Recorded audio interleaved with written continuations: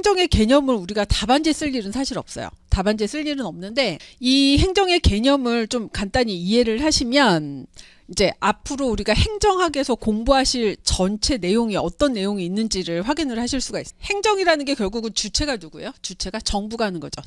우리나라를 기준으로 보면 대한민국 정부가 하는 일이고요. 자, 대한민국 정부가 주된 일이 뭐냐면 국민에게 공공 서비스를 제공을 하는 거, 그 다음에 다시 말하면 자, 우리 경제 정책, 국방 정책, 외교 정책, 그 다음 고용 정책, 복지 정책 등등등. 정부가 정책을 결정하고 집행하는 거, 이게 이제 가장 정부의 주된 활동이라고 볼 수 있어요. 그래서 이라는 게 자, 이제 정부의 행정 활동을 연구하는 학문인데, 그럼 행정이라는 게 뭐냐? 자, 정부가 국민들에게 공공 서비스를 생산해서 공급하는 거랑 관련된 활동. 그 다음에 정책 결정을 하고 집행하는 거와 관련된 모든 활동이라고 보시면 되고요. 자, 공공 서비스를 생산해서 공급하고 정책 결정해서 집행하려고 하면 자, 이제 유능한 공무원이 필요하죠. 유능한 공무원. 그래서 이제 인적 자원을 관리하는 거, 그 다음에 이제 국민들로부터 세금을 걷어서 이제 예산 편성해서 집행하는 거. 예산을 관리하는 활동, 그 다음에 이제 정부 조직을 관리하는 활동, 이런 걸 공부하는 게 이런 거에 대해서 연구를 하는 게 이제 행정학이라고 보시면 돼요.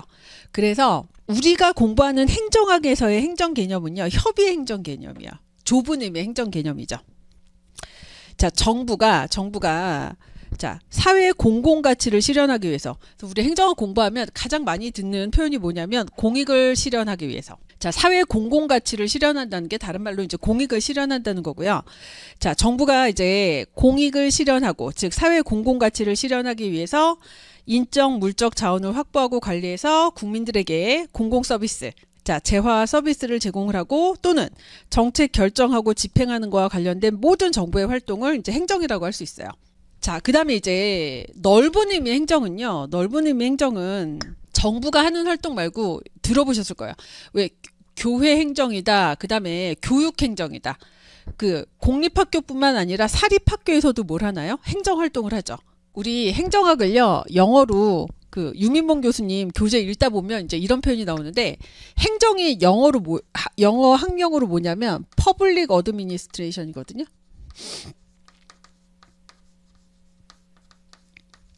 근데 이 어드미니스트레이션이 사실은 경영이라는 의미죠. 경영. 자, 그러니까 사실 행정학이라는 학문이 뭐냐면 이 앞에 경영에다가 뭘 붙인 거예요? 퍼블릭을 붙인 거죠.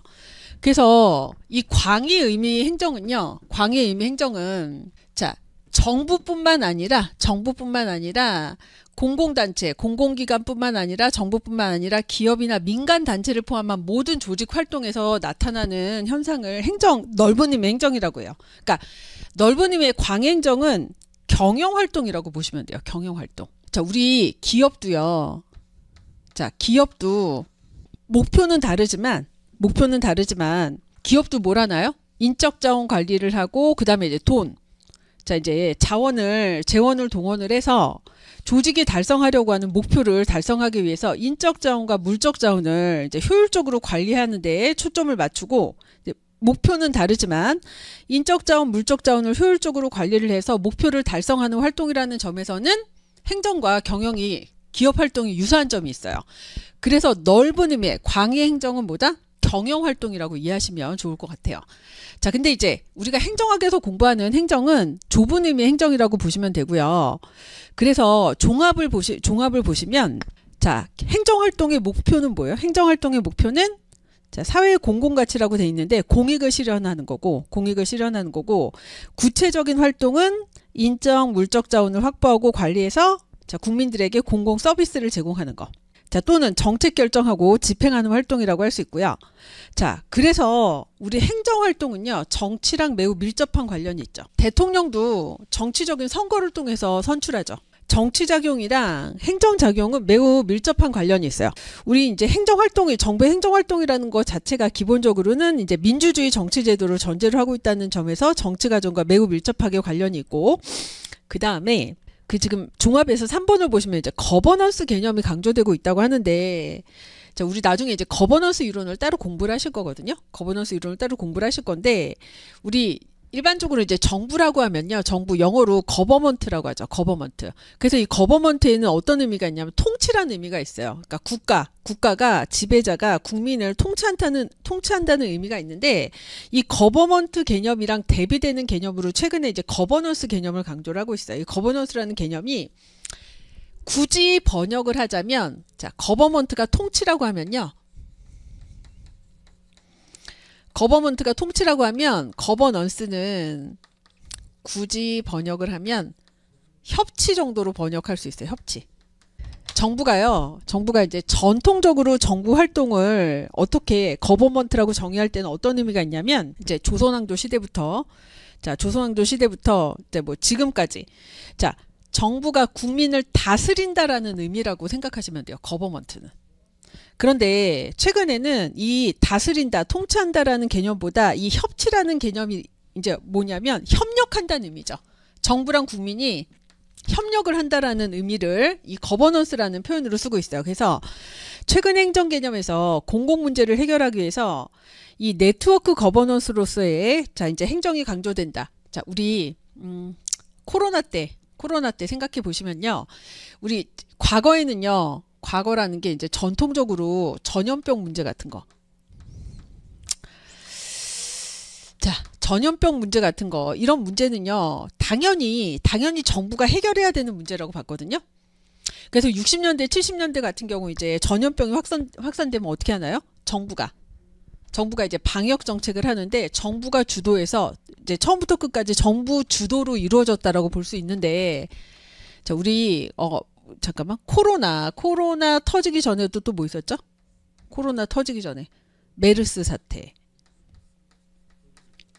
왜 신종플루라든가 메르스라든가 코로나 같은 이런 신종 전염병이 터졌을 때 자, 과거와는 달리 이런 전염병 정책을요. 정부가 주도적으로 통제를 한다고 해서 이제 해결할 수 있는 문제가 아니에요.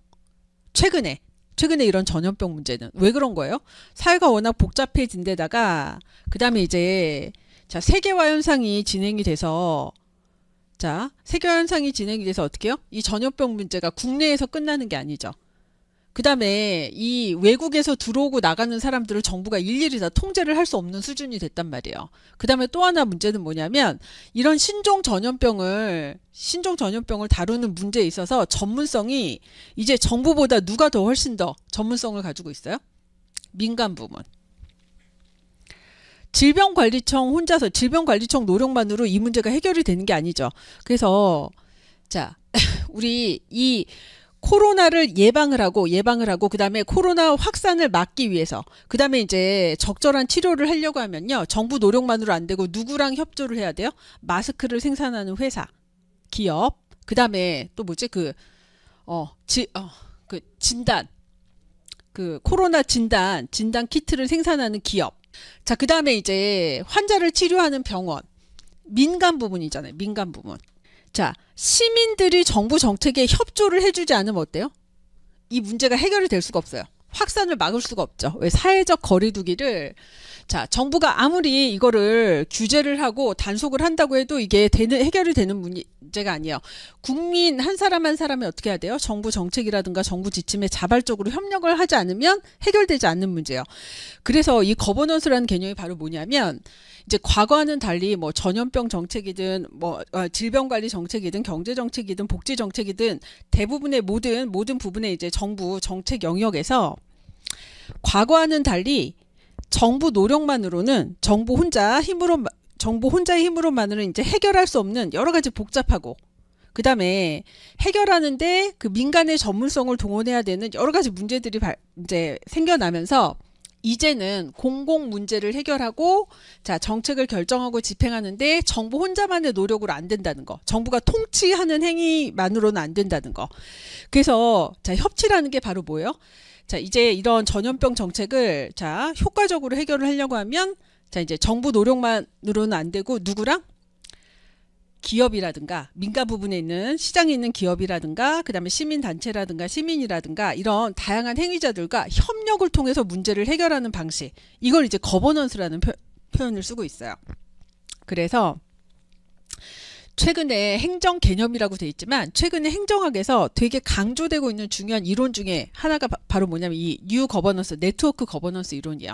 이거는 지금은 개념만 봐두시고요. 뒤에서 거버넌스 이론을 따로 공부를 하실 거예요.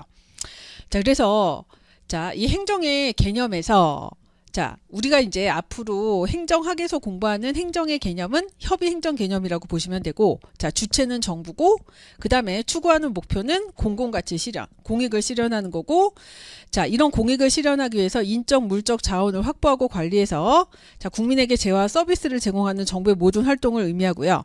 자, 우리 그래서 이제 행정학에서요. 오늘 공부하실 건데 정부가 추구하는 정부 활동이 추구하는 궁극적인 목표 아니 궁극적인 가치 이념을 행정 가치라고 해요. 대표적인 게 공공가치, 공익. 자, 이런 거를 이제 행정이 추구하는 행정 활동에서 가장 기본적으로 추구해야 되는 가치와 이념을 행정 가치라고 하고요.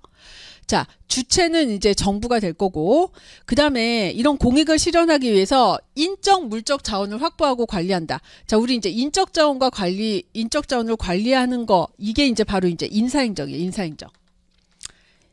자, 인사행정 파트. 그 다음에 정부가 물적 자원을 확보해서 국민들로부터 세금 걷어서 이 세금을, 자, 이제 이 돈을 자, 내년도 어디에 국방 정책이 얼마 쓰고 경제 정책이 얼마 쓰고 복지 정책이 얼마 쓰고 자, 예산 편성하고 결정해서 집행하는 활동. 이게 이제 물적 자원을 관리하는 것과 관련된 게 우리 행정학에서 공부하시는 재무행정이죠. 그다음에 이제 조직도 효율적으로 관리해야 돼요. 조직도 효율적으로 관리해야 돼요. 그래서 조직 이론, 조직 관리. 그래서 우리 이제 앞부분에서 행정 가치와 이념 이런 거 공부하는 파트, 그 다음에 행정학에서 중요한 행정 이론을 공부하는 파트가 행정학 총론이고요. 자, 그 다음에 이제 정부의 정책 결정 과정. 자, 정책 결정에서 집행하고 평가하는 거. 자, 요 파트를 공부하는 게 정책학 파트고, 인적 자원 관리와 관련된 파트가 이제 인사행정 파트, 그 다음 물적 자원을 관리하고, 자, 요런 부분이 재무행정 파트, 그 다음에 이제 조직 관리와 관련된 게 이제 조직 이론. 그래서 행정학이 주로 이제 총론, 정책학, 인사행정, 재무행정, 그 다음에 조직이론, 그 다음에 정책학 요 파트로 구성이 됐고요. 이제 시험도 요 각각의 강론 파트에서 문제가 나오는데, 자, 총론에서 배우시는 주요 이론이라든가 행정 가치랑 그 다음에 강론의 쟁점들이랑 연결해서 출제가 되고 있어요. 자, 그래서 행정의 개념은 사실 뭐 시험에서 사실 이거를 행정의 개념을 요약해서 쓸 일은 없으시고요. 자, 우리가 이제 행정학이라는 게 어떤 학문이고, 그 다음에 앞으로 이제 행정학에서 어떤 내용을 공부를 하실지 이해하는 수준에서 한번 봐두시면 돼요.